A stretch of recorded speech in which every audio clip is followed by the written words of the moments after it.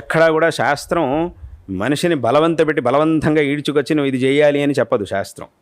నీకున్నటువంటి శక్తి సామర్థ్యాలపై ఇప్పుడు ఒక 100 రూపాయలు ఖర్చు పెట్టి ఏదో ఒక మంచి పని చేయాల్సినటువంటి సామర్థ్యం ఉన్నవాడికి శాస్త్రం నువ్వు 100 రూపాయలు ఖర్చు పెడితే సరిపోదు, నువ్వు 1,00,000 రూపాయలు ఖర్చు పెట్టాల్సిందే అని ఎప్పుడు శాస్త్రం చెప్పదు. నువ్వు 1,00,000 రూపాయలు ఖర్చు పెడితేనే నీకు మంచి చేస్తాను, లేదంటే చెయ్యను అని ఎప్పుడు శాస్త్రం చెప్పదు. ధర్మం కూడా అలా చెప్పదు. శాస్త్రం ఏం చెప్పింది అని అంటే, నీకు దగ్గర ఇంతే సామర్థ్యం ఉందా, అయితే దాన్నే నువ్వు చెయ్యి, నీకు కావలసినటువంటి శ్రేయస్సుని నేను ఇస్తాను అని ధర్మం అని శాస్త్రం మనకి చెప్పింది. అందుకే స్వయంగా భగవద్గీతలో కృష్ణ పరమాత్మ ఏం చెప్పాడు? పత్రం పుష్పం ఫలంతోయం యోమే భక్త్యా ప్రయచ్చతి తదహం భక్త్యుపహృతం అశ్నామి ప్రయతాత్మనః అని అన్నాడు. అంటే ఏమిటి?